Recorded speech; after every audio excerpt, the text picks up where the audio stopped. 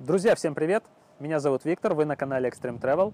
И в этом видео я хочу поделиться с вами своими впечатлениями о мотоцикле Lifan K5 после того, как я проехал на нем уже более 15 тысяч километров. Не так давно на моем канале вышло видео, которое называется «5 причин, почему я ненавижу мотоцикл Lifan K5». Оно полностью пропитано сарказмом, но несмотря на это нашлись люди, которые восприняли его всерьез, начали писать мне гневные комментарии под видео, а также в личные сообщения о том, что я не прав, о том, что я зря ругаю мотоцикл и о том, что это классная модель и она всем нравится. Так вот, друзья, специально для вас, а также для всех остальных я снимаю это видео, в котором уже без шуток и без сарказма расскажу свое мнение, свои ощущения, свои впечатления после 15 тысяч километров, которые я проехал на этом мотоцикле. Сразу скажу, что это не будет полностью хвалебное видео, я расскажу как о достоинствах, так и о недостатках этого мотоцикла, которые, безусловно, тоже есть. Погнали!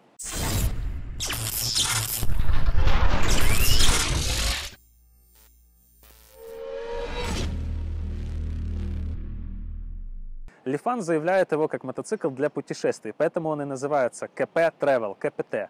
Итак, начнем обо всем по порядку. Сразу скажу, что мотоциклом в целом я, конечно же, очень доволен, потому что он полностью оправдал те надежды, которые я на него возлагал. Покупал я его специально для того, чтобы отправиться на нем в путешествие по Европе, потому что на тот момент денег было не так много. Я не хотел тратить все свои деньги на дорогой мотоцикл, потому что я хотел поехать в путешествие по Европе, и поэтому нашел такой компромисс, купить новый свежий мотоцикл китайского производства, который внушает доверие, и чтобы остались деньги после этого еще поехать и попутешествовать. Как я уже говорил в предыдущих своих видео, ребят, я всегда считаю, что лучше путешествовать на китайца, чем сидеть дома, и у тебя в гараже будет стоять какой-нибудь дорогой мотоцикл, и ты не будешь на нем ездить, потому что у тебя нет денег, или потому что ты не умеешь, или потому что ты боишься куда-то далеко на нем отправиться, потому что он очень дорогой и так далее. Начну я с мотора. Это 200-кубовый мотор с одним цилиндром. У него есть свои плюсы. Конечно же, в первую очередь, это маленький расход. Действительно, этот мотоцикл расходует порядка 2,7-3,5 литров на 100 километров, смотря где вы катаетесь, там по городу или по трассе, с какой скоростью, с пассажиром или без и так далее. Но в любом случае, я думаю, каждый из вас согласится, что даже расход максимальный в 3,5 литра – это очень маленький расход для мотоцикла, и он позволяет проезжать на одном баке более 400 километров, потому что бак здесь 14 литров, расход 3 литра, соответственно, около 400 километров можно проехать. Меньше, чем 350 я на нем не проезжал вообще никогда. Примерно всегда это 400-420 километров. Также хочу заметить, что ни разу я не доехал до того, чтобы у меня кончился бензин. На лампочке я проезжаю на этом мотоцикле примерно 50-70 километров, после чего всегда заправляю. Но без бензина я ни разу не оставался, хотя было пару стрёмных ситуаций за границей, но, слава богу, обошлось. Из недостатков этого мотора, конечно же, низкая мощность, которая не обеспечивает достаточной динамики ни в городе, ни при обгонах на трассах. Кроме того, даже если сравнивать этот мотоцикл с другими 200-кубовыми мотоциклами, у этого мотоцикла низкая максимальная скорость, он не разгоняется больше, чем 115-120 км в час, и, соответственно, его крейсерская скорость по трассе это около 90-100 км в час. Даже если сравнивать это с его 200-кубовыми собратьями, есть мотоциклы объемом 200 кубиков, которые ездят реально быстрее. Почему так, я не знаю. Наоборот, я считаю, что для туристического мотоцикла стоило бы сделать крейсерскую скорость повыше, потому что это очень важно. Кататься на дальние расстояния со скоростью 90-100 км в час – это довольно напряжно, я не буду это скрывать. Конечно, есть определенная экономия топлива, но я думаю, каждый из вас согласится, что иногда хочется просто газануть и добраться быстрее, и пусть он жрет там 4-5 литров на 100 км, это не будет столь критично. Но, к сожалению, на данном мотоцикле так не получится. Ваше дело это кататься со средней скоростью 90-100 км в час по трассам. Причем обгонять на этом мотоцикле довольно стрёмно, потому что на скорости более 100 км в час он разгоняется очень и очень медленно, практически целую вечность. И уже очень сильно это зависит от встречного ветра или попутного ветра, а также трасса идет вверх или уклон чуть-чуть вниз. Это очень сильно влияет уже потом на его динамику, поэтому до 100 км в час это максимум, что вы можете из него выжать на трассе. Немного напрягает то, что в моторах маленького объема, например, как в этом мотоцикле 200 кубиков, нужно всего литр масла. Из-за этого масла нужно менять часто, каждые 1,5-2 тысячи километров. Если вы возьмете официальный мануал от Lifan для этого мотоцикла, они рекомендуют заменять масло каждые 2000 километров. Я так и делал, менял его каждые 2000. Я скажу, что когда ездишь по городу, это еще не так критично, но когда ты отправляешься куда-то далеко, и, например, тебе нужно за твое путешествие проехать 6000 километров, тебе приходится брать с собой 2 канистры масла и дважды менять его в пути. От этого никуда не денешься, я так делал, это немножко напрягает. Что касается системы охлаждения, здесь водяная система с радиатором, никаких проблем с ней не было. Когда я путешествовал по Греции, я ездил в Афинах по пробкам в 45-градусную жару. При этом мотор ни разу не перегрелся. Единственный нюанс, который есть в этих мотоциклах, иногда у них течет помпа. Из-за этого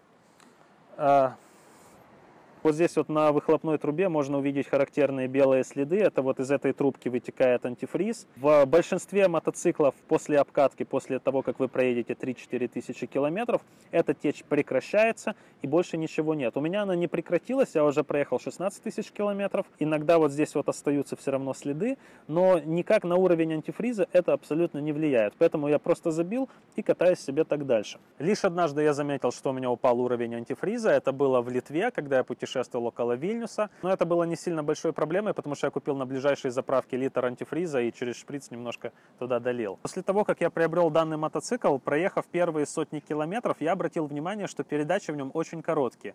То есть их постоянно нужно переключать туда-сюда, туда-сюда. Когда ты ездишь по городу, это очень сильно утомляет. Уже через 20-30 минут по городу ты начинаешь уставать постоянно переключать передачи. Я, конечно, начал читать форумы и увидел, что владельцы данных мотоциклов меняют ведущую звезду.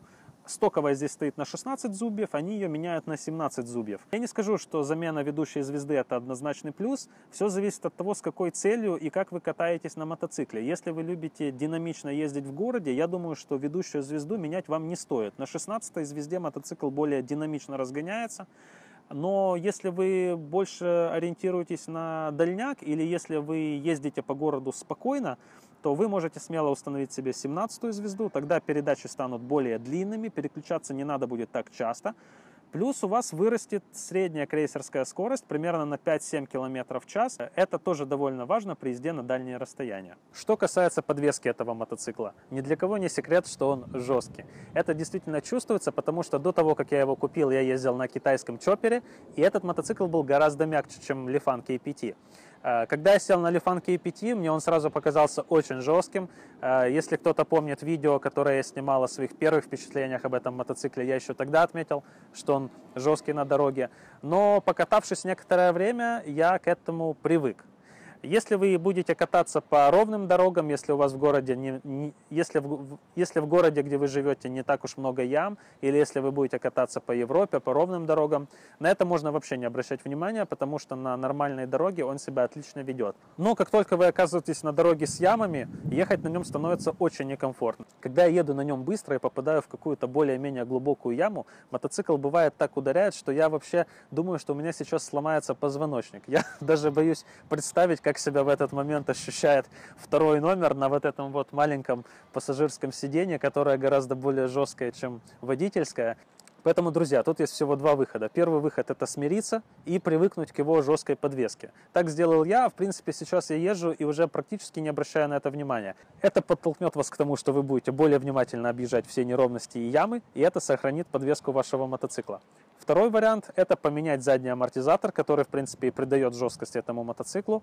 Я знаю, что есть другие модели Lifan с более мягкими амортизаторами, которые можно поменять без всяких доработок, и тогда ваш Lifan K5 станет более мягким. Это уже на любителя. Конечно, если вы больше катаетесь по бездорожью или по каким-то сельским дорогам, то, наверное, в этом есть смысл. Еще одним недостатком данного мотоцикла является его ближний свет. Его недостаточно, если вы катаетесь по темным участкам дороги, где-то на ночных трассах или в городе, где недостаточно уличного освещения. Этот свет не высвечивает практически ничего, и ездить с ним, я прямо скажу, опасно.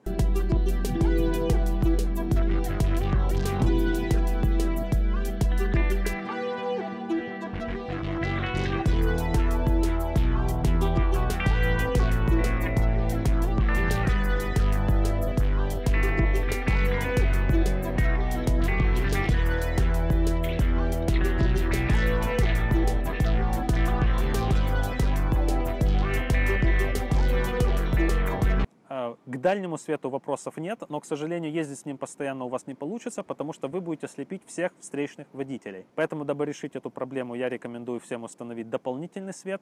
Это сделает вашу езду ночью гораздо более комфортной и безопасной. После того, как я приобрел данный мотоцикл, спустя непродолжительное время я докупил к нему кофры, потому что без кофр, конечно же, ни одно путешествие не получится осуществить. Что касается моего мнения об этих кофрах. Во-первых, они идут как дополнительная опция к мотоциклу, стоят они около 200 $500, если я не ошибаюсь. И я скажу, что они полностью оправдывают свою стоимость. Установив эти кофры, я проехал с ними уже более 10 тысяч километров по Финляндии, по Греции.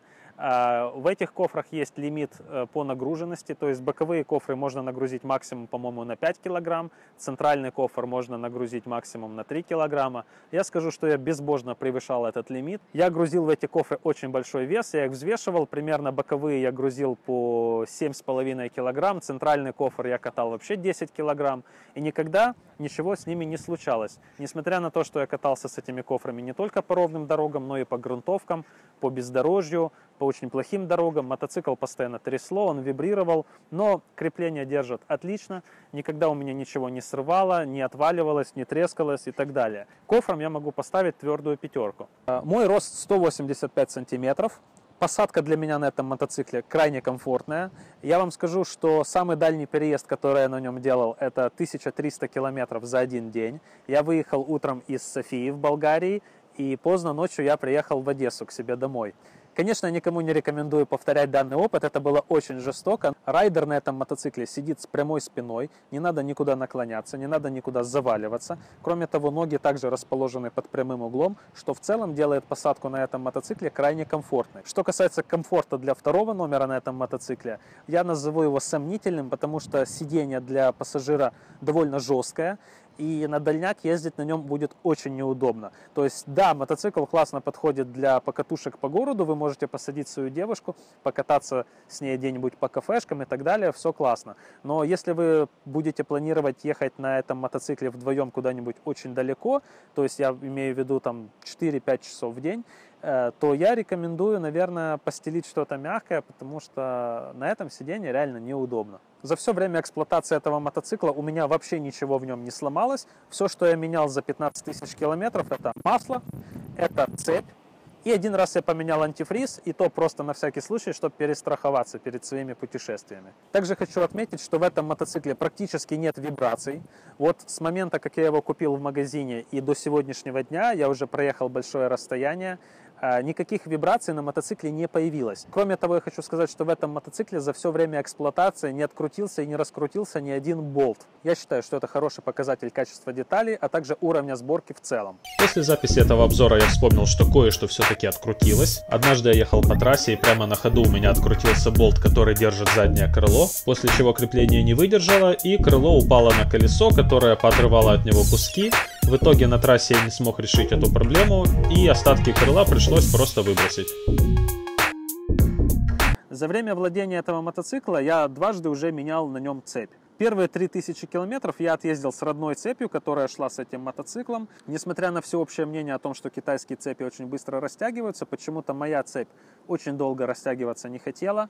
Когда вы покупаете новый мотоцикл, ему надо делать ТО первые 300, потом 600 и потом 1000 километров. Вот каждый раз я приезжал на ТО, каждый раз мы смотрели цепь, подтянуть ее или нет, и оказывалось так, что подтягивать ее не надо. Я не знаю, как это объяснить, возможно, у меня просто спокойная манера езды, может быть, цепь просто качественная, такое тоже может быть.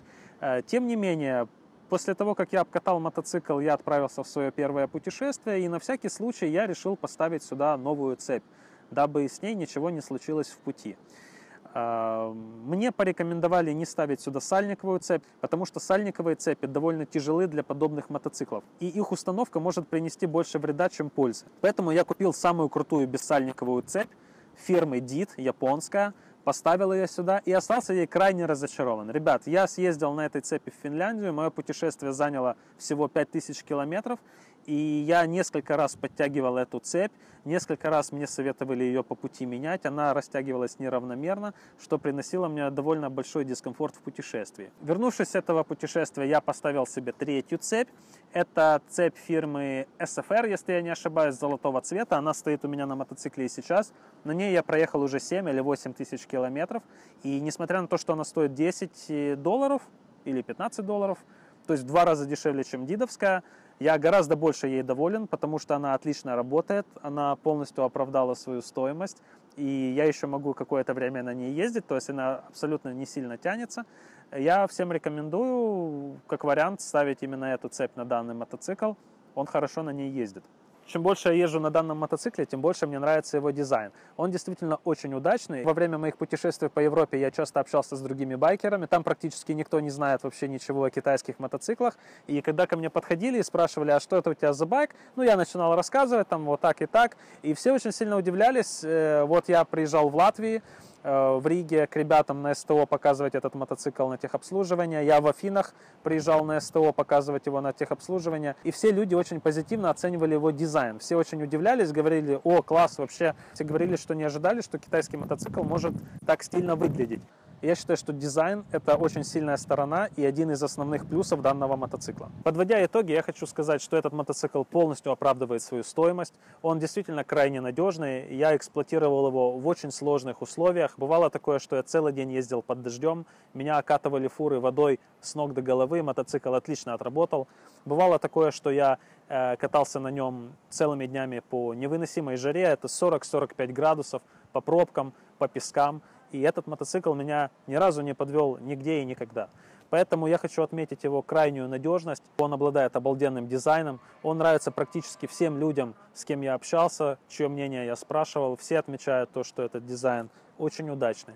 И, конечно же, маленький расход не может не радовать. Конечно же, нет идеальных мотоциклов, и эта модель не исключение. У нее тоже есть свои минусы, но я считаю, что их намного-намного меньше, чем плюсов. Поэтому всем, кто рассматривает данную модель как потенциальную покупку, я могу смело рекомендовать этот мотоцикл. Ну а на этом все, друзья. Я надеюсь, вам понравился этот обзор. Обязательно ставьте лайк, подписывайтесь на мой канал Extreme Travel. Впереди еще много интересного. Всем пока!